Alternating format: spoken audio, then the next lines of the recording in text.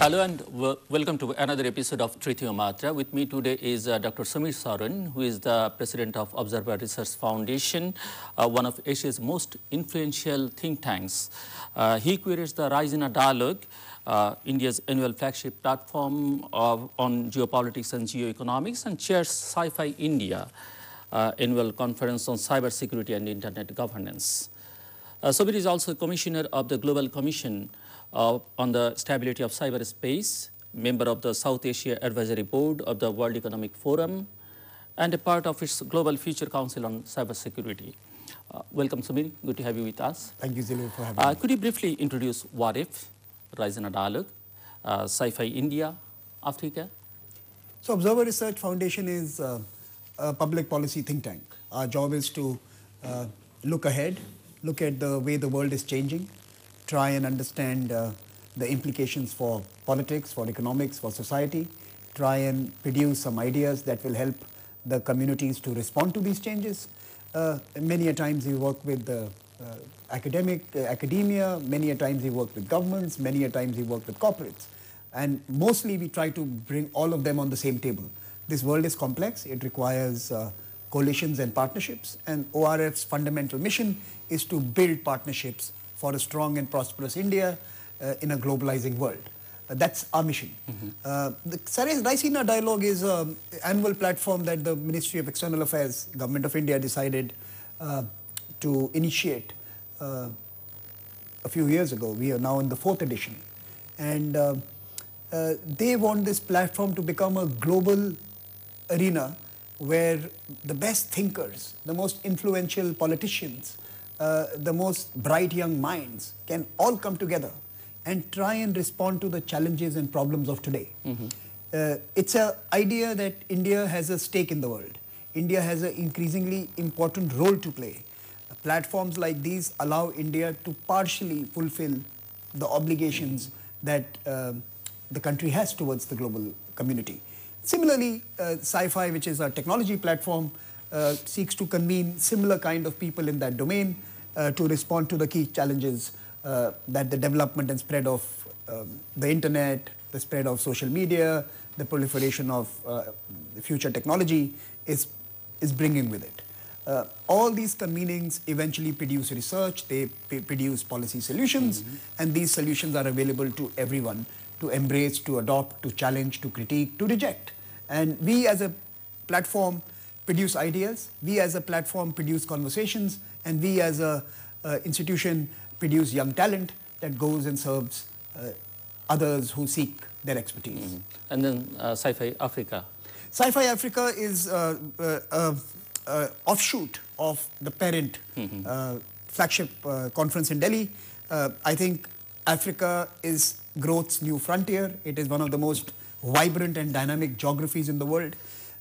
They must have a voice in important global conversations. So we decided to create a technology platform in Africa so that we can learn with them, we can learn from them, we can share our own experiences and thoughts with them, and bring African talent, use the benefit of the richness of their experience to serve all of us. Sci-Fi Africa is a bridge that connects Africa to the rest of the world and the rest of the world to Africa, curated by an emerging country, not by a developed Western power. Okay. There has been immense progress in respect of relations between Bangladesh and India, though some historic issues are yet to be resolved. For instance, the issues of Tista water sharing. Can Bangladesh expect solutions of these problems immediately? What do you think? You know, we have to first celebrate all that has been achieved. And I think everyone will agree that today our relationship is stronger than ever before. At the level of the governments, I think you see a new dynamism. I was with your foreign minister this morning, and he was mentioning to me that yesterday they have agreed to 4 new projects that they will commission together, including on water treatment plant, buses and trucks, connectivity projects, etc. Our Prime Minister and Indian Prime Minister jointly inaugurated those projects. And you know, he was mentioning. So I think we must first of all recognize significant progress. And we must not brush under the carpet some of the issues that still remain. Tista clearly is one of the issues. Do you think this can be solved? You know, I think this issue may be solved faster than we believe. I think we are on the cusp of a solution. We need the right political moment internally in India when this solution can be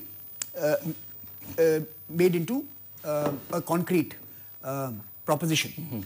And I am confident that once India is done with its election that is now looming 2 months away, there would be fresh emphasis on trying to resolve this old issue, a legacy issue. But it is not holding our countries back. So let's be very clear.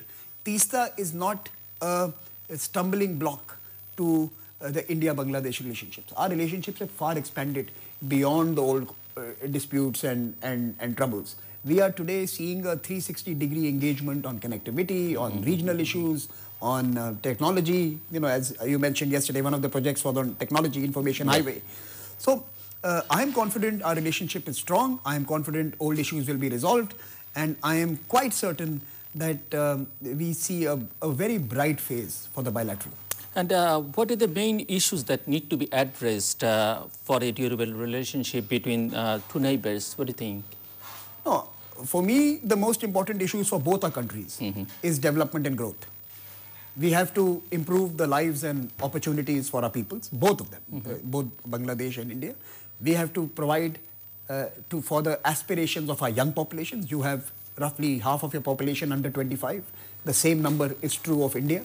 We have 50% of our population which is young, which is aspirational, which has ambitions, which has dreams. We have to cater to them. And we have to respond to challenges that the region faces. There are 3 challenges that we face. One, we have to find ways of growth and development in a world where we do not have the luxury of emitting carbon.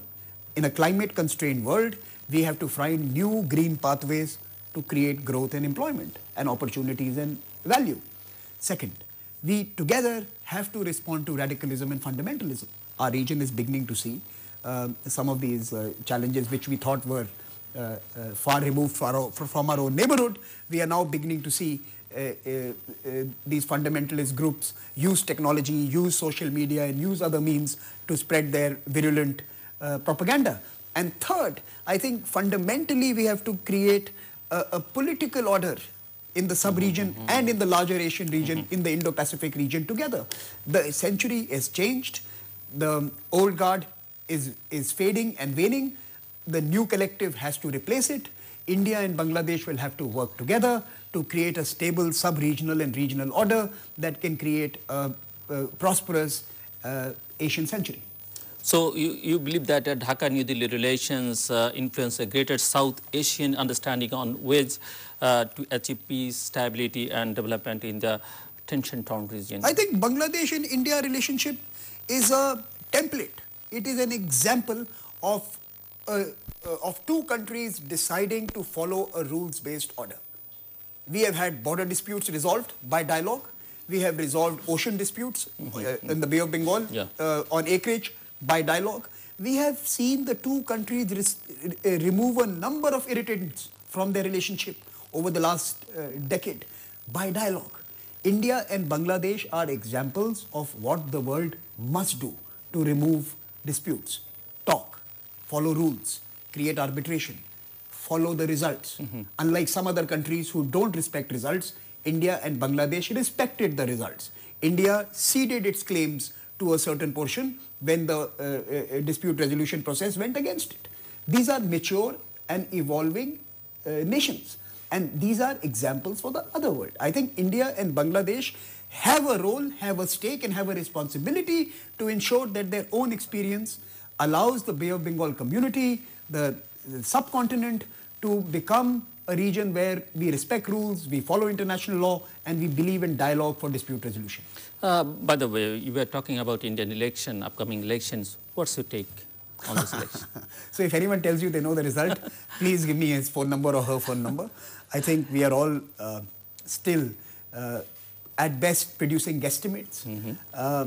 I think like all democratic elections and cycles, we will see certain foreseen outcomes, we will see certain unforeseen outcomes. It depends on which of these 2 is likely to be of a greater weight. I suspect it's a tough election. But I suspect that the mandate will be clear. The mandate is going to be clear while the battle is going to be quite tough. And that is the beauty of the Indian election. I think the Indian democracy, I am rather proud of the democracy we have for two reasons. One, we elect leaders quite well. With, you know, close to 90 crore Indians will participate in the elections this time. But more importantly, we also reject leaders. So the beauty of the Indian democracy is that the individual in India has a say every 5 years in choosing his leader. And this election is going to be no different. I can't make predictions. It's a tough fight. We need a stable region. What are your thoughts on the road forward for India and Pakistan? Well, I just put something on the table. That dialogue is the only way forward. So let's be very clear. Talk, talk and talk. Talk, talk and talk is the only method to resolve all issues. But that talk cannot happen under the shadow of the gun. The Pakistanis want to negotiate through terror and reach conclusions through conversations. If terror is your negotiating instrument, then talks are not going to result in any significant progress. Unless the Pakistani state makes a decision to remove its support, its incubation of terror in the region, we are unlikely to see any significant progress. So I think talk is the only way forward. Pakistan has to dismantle its terror industry. It has to remove the franchises of terror that it has commissioned, and it has to become a mature nation state that has stakes in peace and stability. Today, Pakistan's largest reason of existence, largest motivating factor is instability. A nation that thrives on instability is not going to seek solutions. A nation that is committed to stability, committed to growth, committed to its economy will want peace and stability. Pakistan has the wrong incentives. They like instability, they like violence, they like terror because it keeps their terror inc, their army, Rawalpindi, elites in business. What can India do to break the impasse? I think India has to do a few things. Of course, I'm not a warmonger, but I think India has to create a robust defense architecture where it can minimize the implications of the terror emanating from its neighbor. So it has to strengthen its house. We need to invest in our own defense, security, and if required, we have to proactively create innovative security solutions, including if that demands dismantling some of the architecture that has been created by our neighbor. But in the longer term, I think India has to find within itself two mechanisms. The first is creating a new arrangement for governance in Jammu and Kashmir. I think India has to go beyond the few select political parties that are present in that state and speak to the youth in Jammu and Kashmir, speak to the young leaders, find the new voices. It is their future that we are discussing. They have to live in the state. They have to build their lives in that state. So we need new voices, new interlocutors in Jammu and Kashmir, and India must invest in creating this new political architecture in the state. It must allow, incubate, and catalyze a different kind of ethic of politics in that state. Second, India has to up its ante when it comes to international diplomacy. I think we have to ensure that countries around the world have zero tolerance for terror. I think we as a global community have done rather shabbily on the matter of terrorism. And countries which are most affected by terror, one of them is India, has certainly not made a compelling case and have not certainly persisted in ensuring that the world realizes the menace terrorism poses. So India has to do far more in its international diplomacy and international outreach to bring more countries on board, to cut the sources of financing, to punish the states that give shelter to terrorists, and to ensure that Pakistan is compelled to seek dialogue as a means of resolution and not the gun. Tell me one thing on Kashmir. Is it an identity issue or a territorial boundary issue? What do you think? So, again, if you go to the genesis, it is clearly an unfinished agenda from the time of the partition. And if you were a neutral observer, we would agree that clearly two parties had claim to, in fact, three parties had claim to a certain territory. The population of Jammu and Kashmir, Pakistan and India. There are UN resolutions that have suggested what could be the mechanism. Pakistan withdraws its troops, after which we have a fresh plebiscite, a referendum with people choosing where they want to go, with all three options on the table.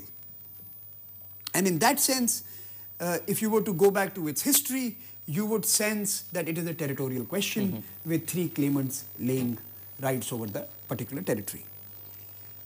Post 1980s or from the 1980s, Pakistan has used identity to inflame and to fan discontent and turmoil in the state.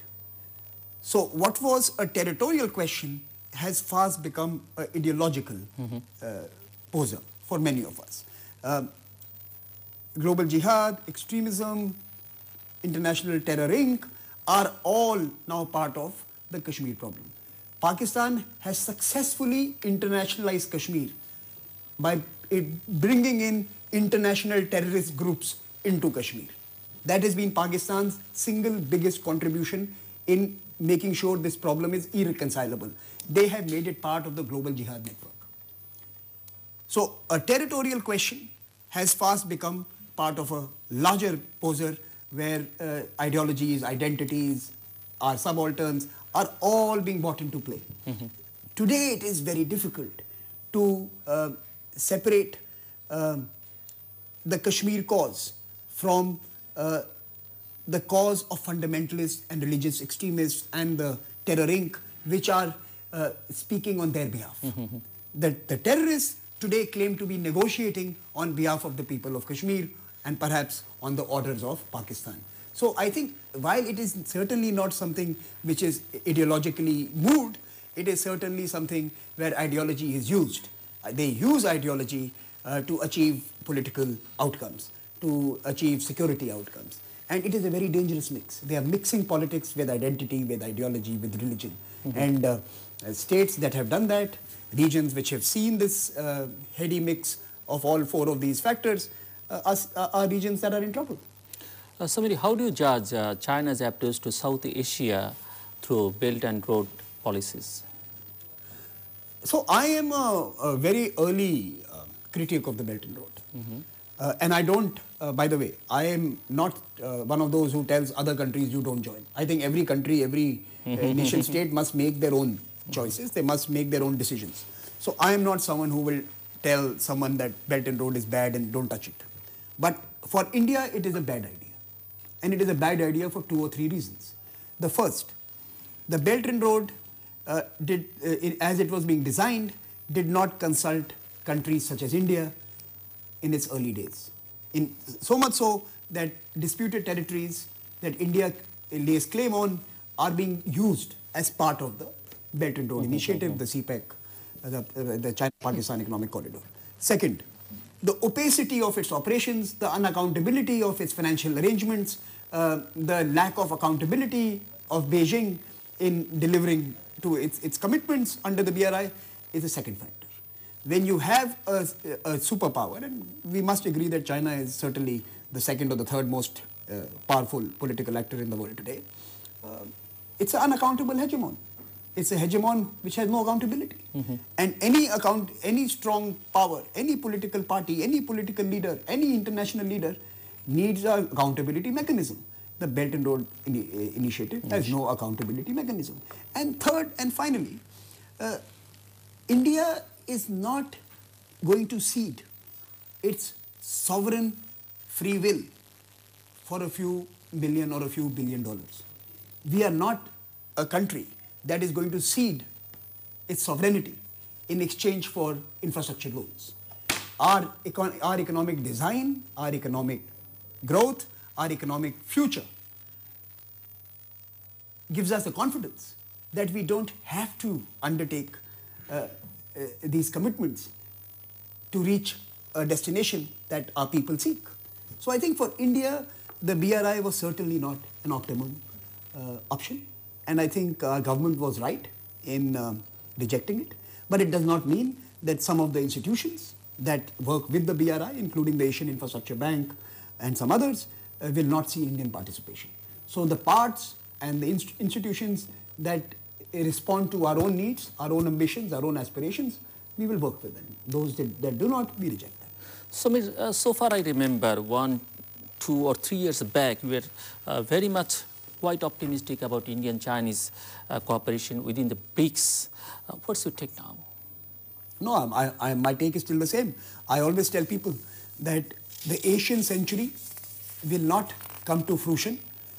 The Asian century will never happen unless we find a pragmatic and a significant India-China relationship. India and China relationship is the basis for an Asian century. Otherwise, we are heading to an Asian Cold War, where these two big countries in 5 to 10 years will create different spheres of influence and will create different pathways to meet their own ambitions. India-China union or an India-China political agreement or an India-China trade engagement is fundamental to the success of the Asian project. BRICS, the RIC, the RIC, the SCO now are all plurilateral arrangements, are clubs where both India and China are members. And these clubs allow our leaders to meet with each other, to engage more frequently with each other, to share their perspectives more often with each other. And therefore, these clubs are extremely important if we have to achieve a cordial entente or a lasting relationship with the Chinese. So, I am certainly one of those who insists that we meet more often, and therefore groupings like the BRICS, RIC and SCO play an important role. I am also someone who's a possibilist, and I do see a future where the two countries will be on the same side of the board. As you know, the Indian-Chinese relationship has a geostrategic dimension as well. Is the quadrilateral dialogue an answer to these contests? The interpretations behind the increased cooperation between India, Japan, Australia and the US are very diverse. Starting from ad hoc collaboration in maritime policing and other comparatively minor issues to the beginning of the new NATO. What is the nature of this cooperation in your view? So I think if you take the government view, the governments of all countries will tell you that this is a foreign ministry-led initiative, where the foreign ministries of all countries at the level of the Joint Secretary, the Indian Joint Secretary, Additional Secretary in the US, meet regularly to exchange ideas, brief each other on the developments and share thoughts on this crucial region. If you look at the security component, it is missing.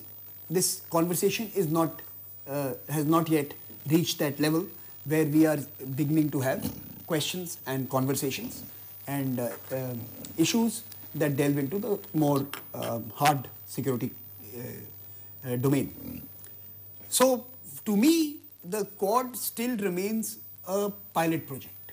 I call it a pilot project of democracies trying to see if they can work together to ensure that all actors in the region exhibit good behavior. I am not so sure that this is sufficient or enough. I think it would be increasingly useful that we should move beyond the Quad. Certainly it is a important grouping, but we should go beyond the Quad and revitalize and put more weight behind institutions like the Indian Ocean Rim Association, like the BIMSTEC, like the BBIN, where we are able to create infrastructure solutions, trade solutions, economic solutions, political arrangements that respond to the needs of the region.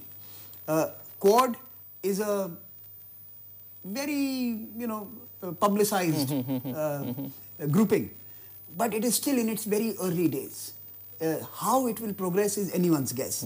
But for me, I think what we do in BIMSTEC, what we do in Bay of Bengal, what we do in the BBIN, what India and Bangladesh do bilaterally, how we agree to manage our digital commons, our ocean commons, our common marine resources, is going to have a far greater and more profound impact on the future of the Indo-Pacific than many of these big conversations. India cooperates with the Quad, as you were saying, but on the other hand, it joins together with Pakistan in Shanghai, the Shanghai Cooperation Organization. Some would think it is contradictory. Is it? It is not contradictory. SCO is a regional grouping, like SARC. It is a grouping where we don't join with Pakistan, where both of us are members of the same organization. And I think that distinction must be maintained. And Indian agenda in SCO responds to the Indian needs. It does not follow or respond to the Pakistani agenda or anyone else's agenda for that matter.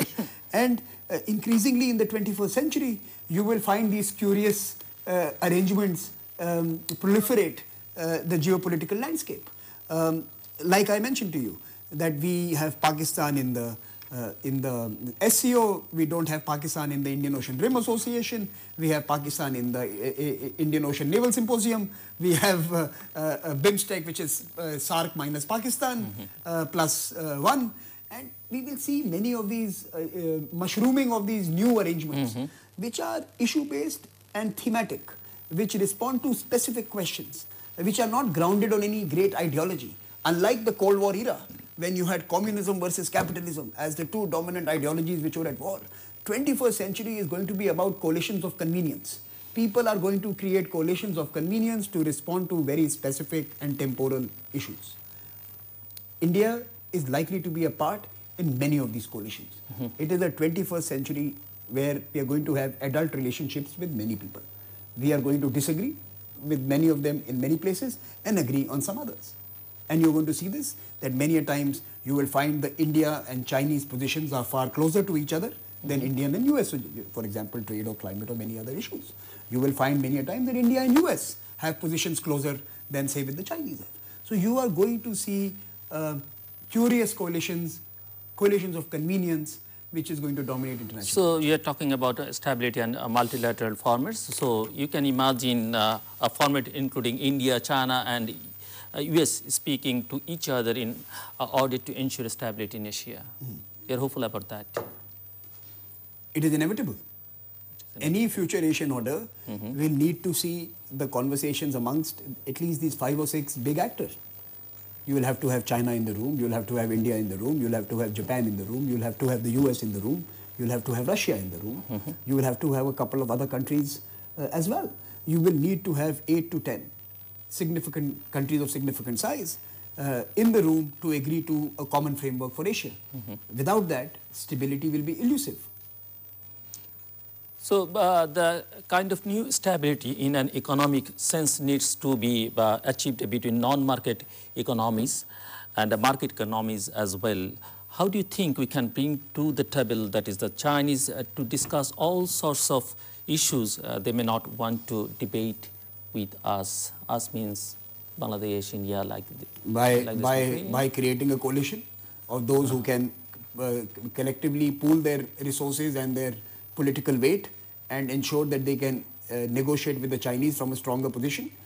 The Chinese, Chinese don't like to negotiate in groups. They have not done that in the South China Sea, and they are unlikely to do it. They are reluctant to negotiate with groups.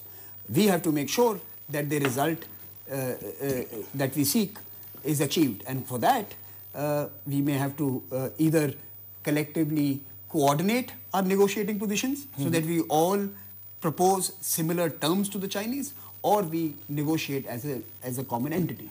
So I think we will have to pool in our negotiating weight, especially in the next 10 years, while the difference between the Chinese and the rest of us is significantly large. In the 10 to 12 years' time, India is going to be hitting the $10 trillion mark. At that point, the game changes. At that point, the Indian economic capabilities, capacities, institutions will be able to ensure and enforce far more plural and democratic outcomes than they are able to do so today.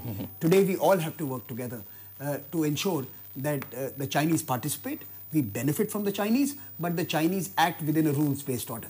And that rules-based order must be based on international law, respect for sovereignty, and something that responds to our people's own needs. Samir, would you say it is possible that India would be equally protectionist towards Chinese companies as China against foreign business? I'm thinking that is about digital companies. Till now, we have not exhibited that. I think the Chinese find in India a very lucrative market. The Chinese mobile industry has received a huge boost because of the Indian market. I think they're the largest, single largest source of mobile phones is Chinese. Increasingly, their networks and routers and telecommunication equipments are all Chinese. The Chinese are participating in a number of startups and gig economy projects. They are a large investor in our startup sector. They put in a lot of investment capital. So India has not been protectionist towards Chinese. Now, of course, if China continues to deny India access to its own economic landscape, the voices in India will get shriller. People will demand reciprocity. India and China have been discussing this. I think for the last 10 years, we have been discussing this with the Chinese since 2008-9, that we have to balance our trade. It is perversely in your favor. We have to give Indian firms more opportunities. Our pharmaceutical sector, our services sector, our many other businesses require access to your markets. So the Chinese will have to allow the others to participate in their own market if they continue to seek access to theirs. So at some point, you will see that the Chinese proposition of a rather perverse trade arrangement being challenged. Again, let us take one concrete example of the One Belt, One Road initiative. What would be your advice for the countries on the road? Be very careful when you're on the road. Accidents can happen. And we have seen in the recent past, many accidents have happened. So be very careful when you are traveling down the road. You should make sure that your seat belts are on, not belt, but seat belts. Any example? As you travel down the road, do not get lured and tempted by the prospects of easy and low-cost money. There is no such thing in the world. Money comes with strings attached, right, and some of the strings are rather tight. So we must continue to benefit from China's growth, but we must do it wisely. What are your perceptions of advancing democracy, development and cooperation in South Asia, the challenges of extremism and militancy, and the removal of distrust and colonial shadows? No, I think India has, in the last 10 years, become far more vocal about its support for democracy. I think India's own brand, its own image, is rooted in its democratic fabric. If India was not democratic, it would not be India. And India has gained global recognition and has global favor because of its exemplary political conduct. Of course, no system is perfect. And we have to continue to strengthen our democracy, our pluralism, respond to the fringe, respond to extremist elements and the fundamentalists. We have to do all of that. But our success in being a significant economy that has chosen democratic means as the basis of achieving consensus and outcomes is a powerful example for South Asia. It is a powerful example for our neighbors.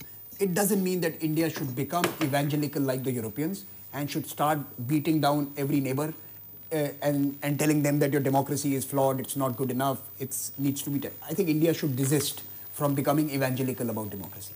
India must continue to attract people by its performance, by its conduct, by its own success and failures in its political projects. India must also find ways of supporting countries who are doing the same. As India's economic influence grows, as its economy becomes bigger, we must invest and support economies and countries that are similar in their approach to global affairs, national affairs, politics, and economics. Non-market economics is a phrase that has been coined because of the rise of one country. Non-market economic means that the winner takes all, and the winner is only one country. I don't think non-market economics has any theoretical basis other than aberration which has been caused by the rise of a significant economic actor. So we must, as a region, and India being a significant part of the region, must continue to strengthen and support a market-based international order, a democratic and liberal international system, and must encourage agents that will invest in the sustenance of the system. India has a role, but India cannot do this alone. Bangladesh has to partner with India. Sri Lanka has to partner with India. Countries who seek pluralism in the international system, who seek market economics as a basis for growth and for development, must partner and sometimes even lead the effort to sustain this. I was mentioning to you, Zillur, when we were discussing, that Bangladesh has a critical role in linking Southeast Asia to South Asia. It is a bridge country. It can connect two important markets together. And if you can do that, suddenly we become a collective which has great negotiating weight. And we can then deal with the Americans, the Chinese and others on our terms. I think the leadership by Bangladesh in bridging these two sub-regions will be critical if we have to defend the democratic and market-based international system. Otherwise, we will have to create new theories that justify non-market economics. So, is the free and open Indo-Pacific concept about to move into high gear? Well, you know, the free and open Indo-Pacific is a great idea with very little substance. A free and open Indo-Pacific requires two structural commitments by those who seek to promote it. First, building political and security capacity that can allow for it to be free and open. And second, creating economic arrangements that prevents countries from falling into debt traps that other countries are offering. So do we have alternate economic propositions to propose to East Africans, South Asians, and others in the Indian Ocean Rim Association, in the Pacific countries, in the CMLV countries? Have we created an alternative from them to choose from? Have we created enough political agreements to create a new order? I think without that, it is a great brand, but it is not an institution yet. What do you think of the US Indo-Pacific strategy? I don't think about it too much, but... Why not? Because I think US is going through that moment in its evolution as a nation where it is looking inwards. I think America first sums up American approach to international politics. And if the world's sole superpower, which managed global affairs till pretty much the last decade, begins to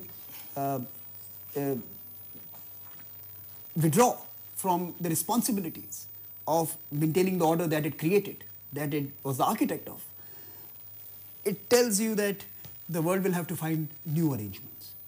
I think the US can be part of the future. It is unlikely to lead the future. I think the regions, and I keep coming back to the fact, regions will have to find their own regional solutions. Sub-regionals will have to create their own order. And expecting the United States, the Russians or the Chinese to underwrite global stability, not going to happen. We will have to take charge of our own destiny. Why is maritime security a particularly complex challenge in this Bay of Bengal region? Again, like I said, the Bay of Bengal is where roughly 4 different forms of political systems converge. The first system, of course, is the old traditional system India, Bangladesh follow. And we were mentioning about the dispute resolution mechanism. We have, through dialogue, resolved some of our problems there, irritants there. The second, of course, is the ASEAN system. That is also part of the Bay of Bengal community. And they have a nuclear-free zone, they have their own rules for maritime commerce, fisheries, blue economy, etc. The third political system is the rise and the presence of the Chinese-led political system that is present in all these countries. including yours and Myanmar and the ASEAN countries. And the fourth is United States of America, which has till now been the biggest influencer in the Indian Ocean and in the Western Pacific. So these four political forces are at play together. Now, it is in the Bay of Bengal that we can come up with an order that responds to these four different ambitions, or it is in the Bay of Bengal that we will create disorder. So the stability and the prospects of Bay of Bengal will implicate the Indo-Pacific and the Asian century more than any other water body in this world. So, to my friends in Bangladesh, you will have to find the political solution for this century. Bringing it back to current issues, Brexit, Trump, the issue of the EU, do you think that international institutions are here to stay? International institutions will always be important, but they will require a reset and a renovation every now and then. I think the institutions that were designed in the 20th century are unlikely to serve the purpose of the 21st century. We will have to perhaps reorder them completely. We will have to create many new institutions because many of the challenges we face today did not exist when institutions were built in the last century. For example, we don't have a robust international architecture for cybersecurity. We don't have any international treaty on data governance. We don't have any agreement on deep ocean resource extractions. We are struggling with the Outer Space Treaty. I'll come to that issues, yeah. So institutions will remain relevant. Will the same institutions be able to deliver? I think that's the question mark. And I suspect that the existing institutions are already flailing, if not failing. I have many questions to you, but I don't have that much time. Perhaps if you look, if you took a look at the history of global governance, we might be able to put some flesh on these bones. Obviously, at different historical periods, there have been markedly different systems of global governance. These have been reflected and influenced in the contemporary world order at the time. Let's go back to World War I and the League of Nations. Can you briefly tell us about the evolution of the modern global governance system over the past century? No, of course, you know, there was before the League of Nations itself, there was an arrangement in Europe where countries of Europe decided to create a club where they would meet and try and create peace and stability. Clearly, no one had enough stake in that group to invest in peace and stability, which resulted in World War I. Post-World War I, we created the League of Nations, which was a perhaps enhanced attempt to create a new system which could invest in order and rules of the road, prevent a race to the bottom, and catalyze a cooperative framework.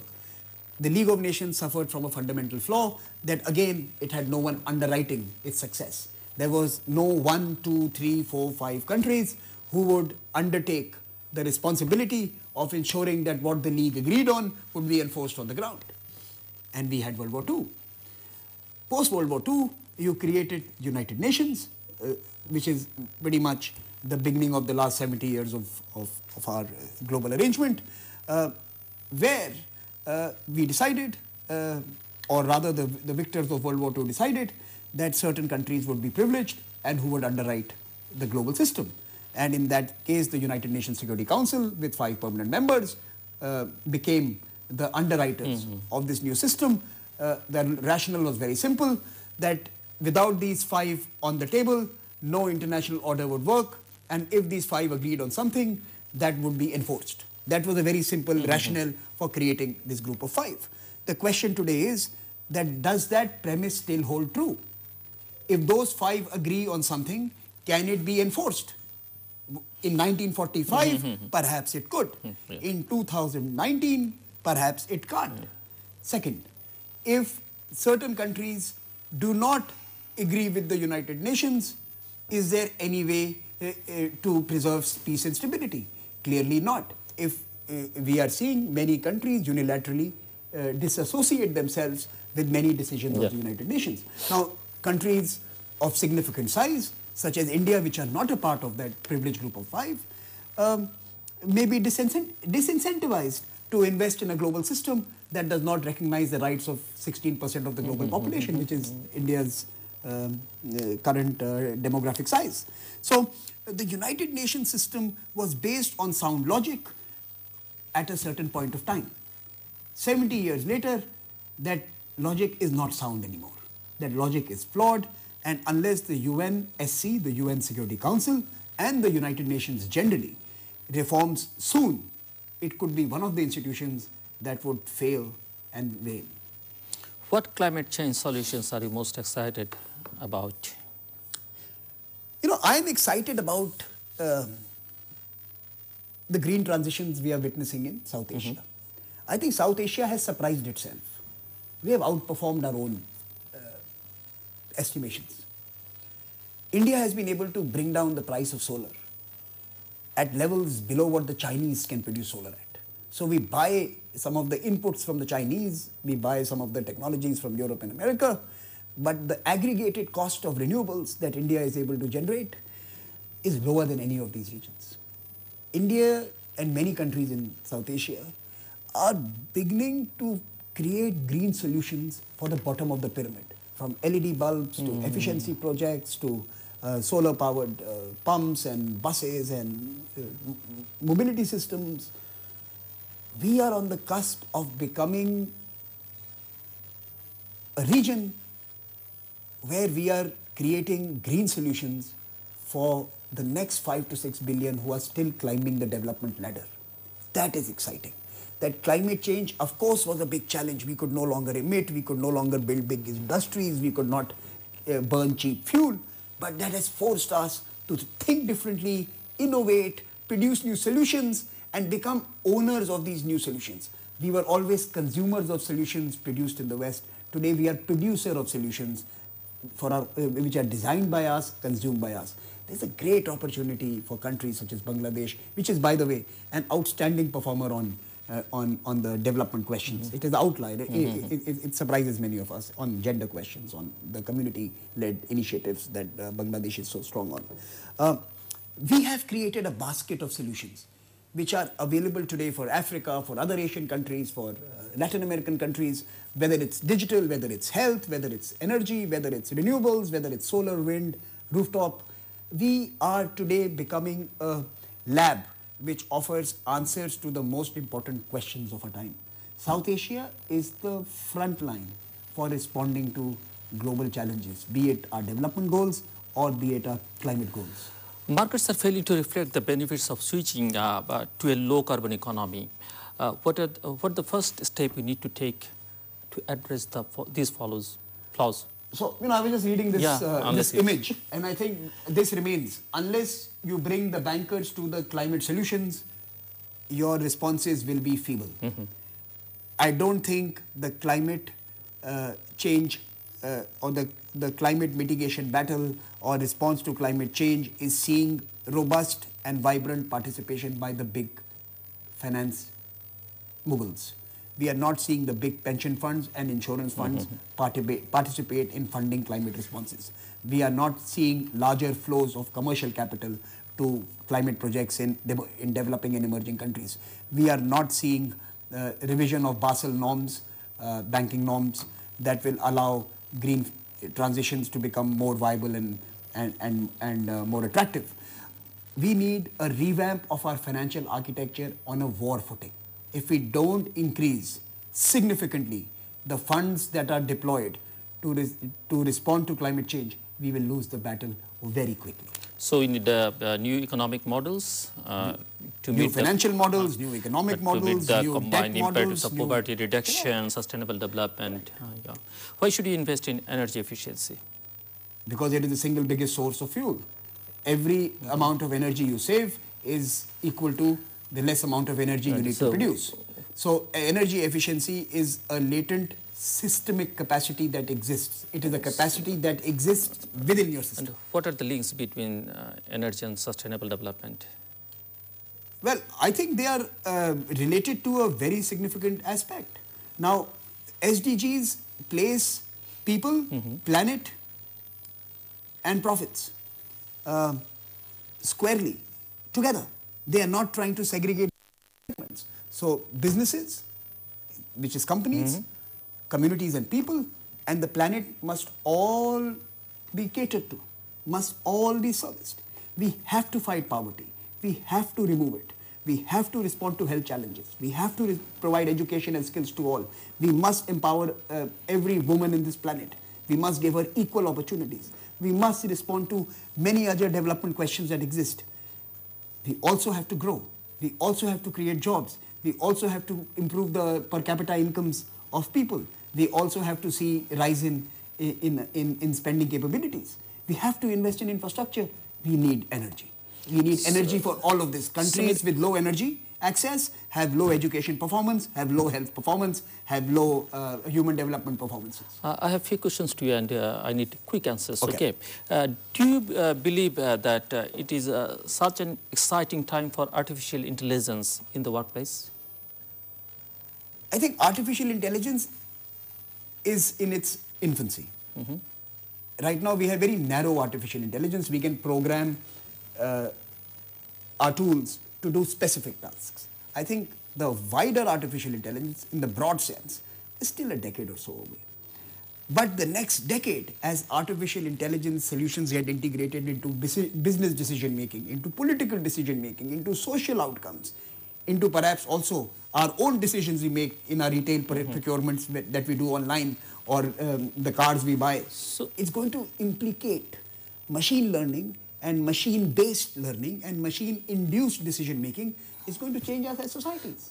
So what are the best practices for today, and how we avoid we don't have best practices for today. We don't have any. We are struggling. We have conversations on ethics and AI, which is again a new conversation. But I think we need to focus on how will AI implicate rights of people. Will AI privilege those who are already winning, or will AI provide equitable solutions to those who have been left out?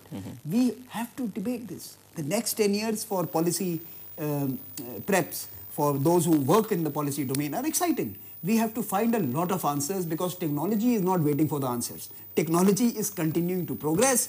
Public policy and social sciences are finding it difficult to keep up. Social sciences will have to up the game. We'll have to ask the right questions. We'll have to propose the right regulations and the right formats that will allow artificial intelligence to help all of us achieve the best of what we can be and to deliver growth and prosperity to all.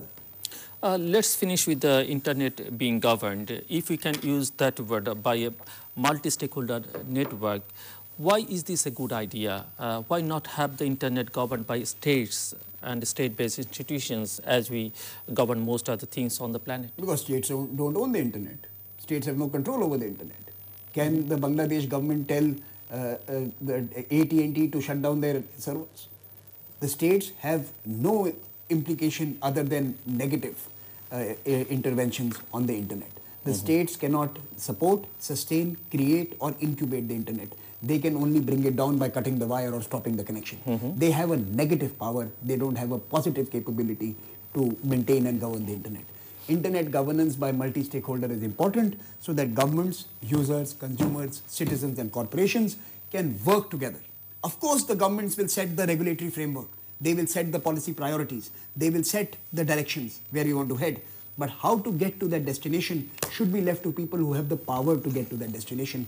The citizens, the users, the consumers and the corporates, along with the government, are the community that will be able to take us to the direction we want to go to.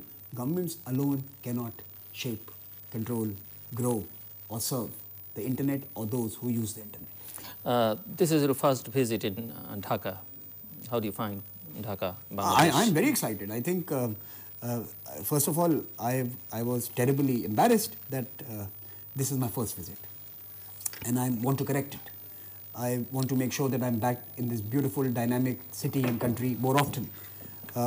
We are also determined as an institution to work with partners and thinkers and leaders such as yourself to put together knowledge products and platforms that will serve our common aspirations and ambitions to create more healthy, vibrant and prosperous societies. I'll be coming back and I am so excited to be here. And Zillur, I must congratulate you on your 5,700th show. I was told this is your 5700 show. I think I'm happy to be your guest on this show. Samir, let us move to an even more difficult and final question. I don't know. If you could have dinner with any early political theorist, who would it be and why? Well, I would have dinner with Jürgen Habermas. If I could have dinner, I would like to have dinner with him and ask him why does he not use commas and full stop. You can go through an entire essay of his without finding either a comma or a full stop. He's a great thinker. I think he understood the public sphere better than anyone. He understood how to communicate, how ideas are produced, how controlled, dominated, disseminated, how narratives are shaped. He understood the public sphere better than most people. I would also like to have dinner with Emmanuel Levinas. And he spoke about identity like no one else. And I think identity has come back in a big way. And I think he was one of the foremost thinkers who spoke about the self and the other and how the two must engage. And I think in a world where identity is becoming a basis of conflict, it's time we revisit the idea of identity and our engagement with each other. And perhaps I would like to also engage with a more contemporary author, writer, thinker, Francis Fukuyama, whose recent work, of course, is thrilling, but you know, many of the political assumptions that he makes and he had made have been implicated and complicated today. So I would like to have a dinner with three people. There are many. There are many, but at least with these three. Yeah. Dr. Samir Saran, thank you so much. Indeed, a fascinating conversation. Viewers, thank you for joining with us. Stay blessed.